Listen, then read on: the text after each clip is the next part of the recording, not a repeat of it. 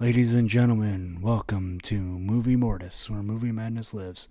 I'm Drew, and in today's video, I'm going to be giving you my review of Full Metal Jacket, released in 1987 and directed by the legendary Stanley Kubrick.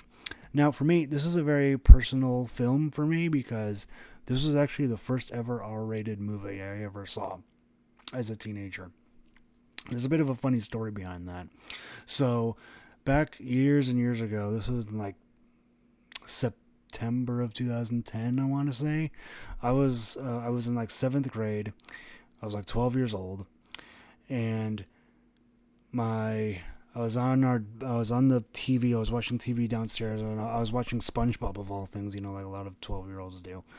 And just one night, on this particular night, my brother and my dad decided to just commandeer the TV for me, and my dad had the original DVD release of Full Metal Jacket, and he basically turned it on, and nobody told me to go upstairs or anything. Even though this was an R-rated movie, I wasn't technically allowed to watch R-rated movies, but I remember just being just so enthralled by this movie and just so into it. And I remember vividly after the movie was over, um, my dad was asking my brother if he liked it, and then he turned back and saw me there sitting on the couch still. I'll never forget the look on his face, and he was like, "Oh, did you like it? Did you like the movie?" And I was like, "Yeah, I liked the movie." And I went the next day and bragged to some of my friends at my middle school because it was kind of a big deal. For us. I got to brag to everyone, hey, I got to watch a fucking badass R-rated war movie last night.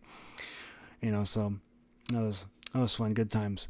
So yeah, for a lot of reasons this movie does have some personal meaning to me. I also got the steelbook, the 4K steelbook for this movie. I really like it. As you can see, it's got Private Joker here on the front. And I really love the artwork of this steelbook. It's really cool.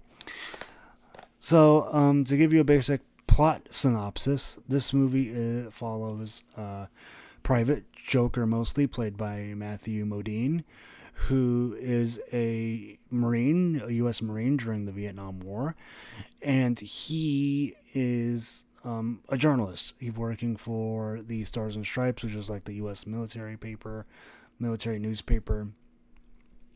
And this movie is about basically his sort of time training in Vietnam and then fighting in Vietnam. Which brings me to one of the first things I want to talk about is this film's structure. This movie does have a unique structure. It is essentially two movies in one, basically. The first half is about Joker as well as some of his other friends in boot camp. So you got the gunnery sergeant played by Arlie Ermy, who I'll talk about in a minute. And they're training for the Vietnam War and all that. And then the second half of the movie is Joker and company fighting in Vietnam. There are some carryover characters from each part. So like you have Cowboy, who is in both the boot camp scenes as well as the actual like war scenes. There's a slightly different cast of characters between the two sort of plot lines. But everyone in the cast is great. But in the war scenes, you have Raptor Man, you have Animal Mother, you have 8 Ball, and a few other memorable characters.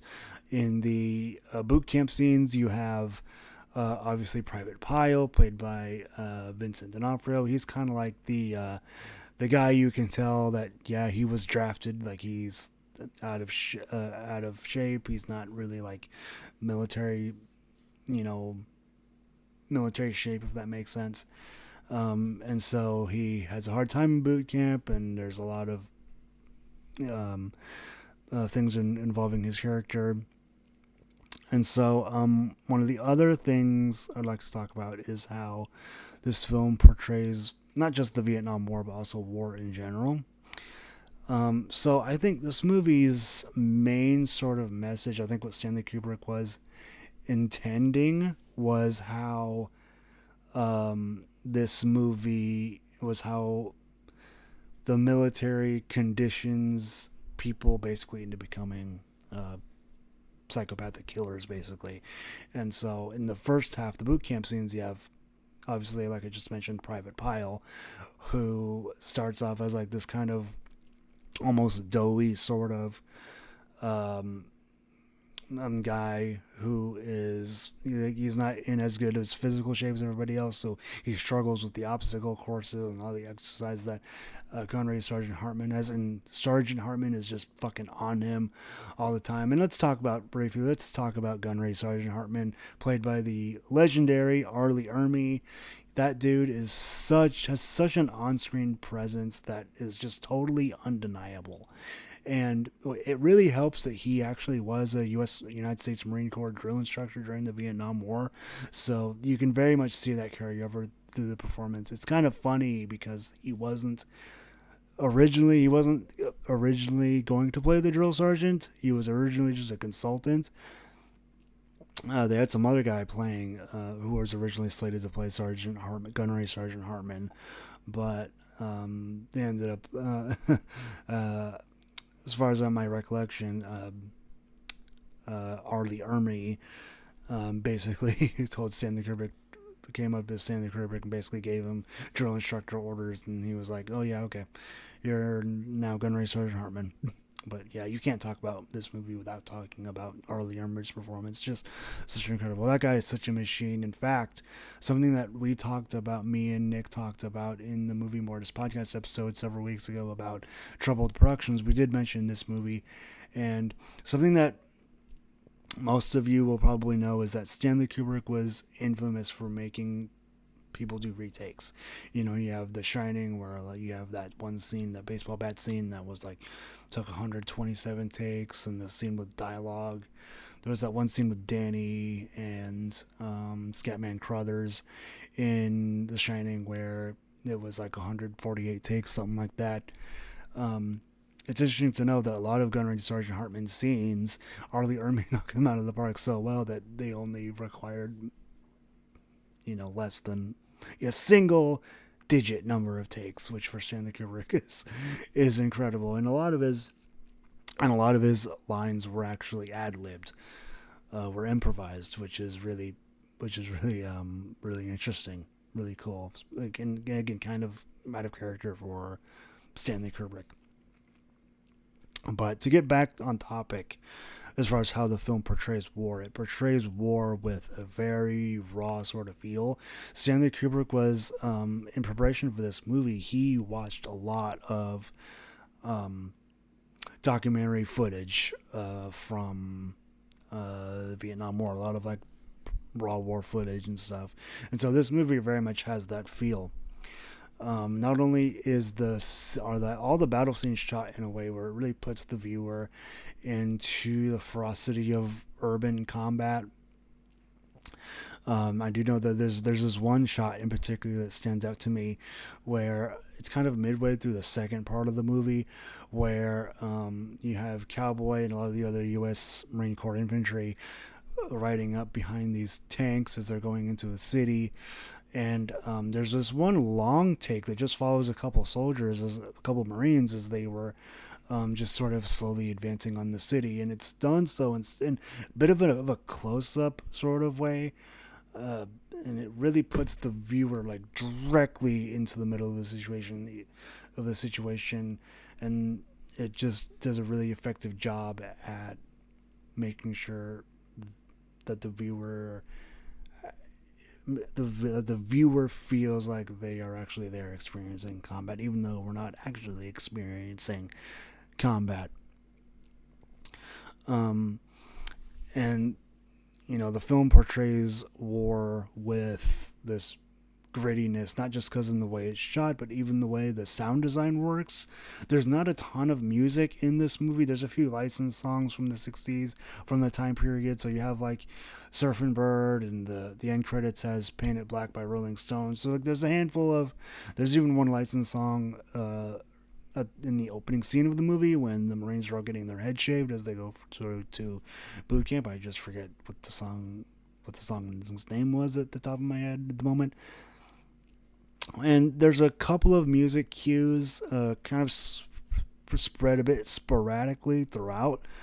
There's this one cue, I don't know if you would call it a music cue, but it's a sound cue that is present in some of the more tense scenes in the movie. So like, with the scene with Private Pyle in the bathroom, you have it at the end when the Marines are about to catch the sniper that they encounter at the end.